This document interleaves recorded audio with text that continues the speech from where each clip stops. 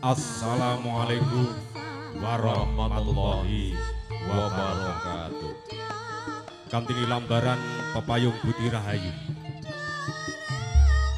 ngaturaken puja Astungkara puji hasuti wonten mansanipun Gusti ingkang murbeng sakutupan ingkang satemah hamba bardaya aweh pangaribawa kajihna ing gelangan punika kita saged makempal manunggal kanthi kawontenan bagas warasan tinebihna saking siku dendaning Gusti. Mugi kanthi puja hastawa Astungkara ugi puji hangustuti wonten ngasanipun Gusti kula panjenengan sedami tansah hamanggi teguh rahayu. Boten kesupen ngaturaken wilujeng dalu dumateng panjenenganipun Bapak Camat.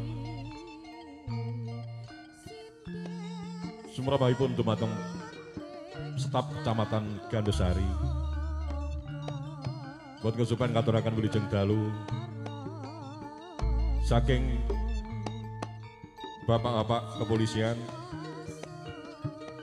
Katur wilujeng dalu dumateng Bapak saking TNI. Buat konsumen ngaturaken wilujeng dalu dumateng para bapak kepala desa ingkang wonten Kecamatan Gandusari. Bilih wonten wedal dalu menika kita sesarengan amirsani malam sosialisasi beda kali Inpres nomor 6 ugi Perbub nomor 12 tahun 2012. Nyuwun dumateng para sesepuh bini sepuh dalah para kadang sutrisna budaya. Dal punika kula sakadang saking seni campur sari ingkang mijil saking wewengkon Semen Gandusari nun inggih krida budaya tinimbalan sowan dening panjenenganipun Bapak Camat ingkang dalu punika nyuwun pangapunten mbok bilih samangke kita saking kadang-kadang krida budaya anggenipun paring pasugatan paring pisungsun wonten nulapat pun kula piniji ngaturaken agung ingsih samudra pangersani. Pramila sumangga kita sesarengan amirsani salam pambukane campur sari krida budaya. Yuk krida budaya GP Production.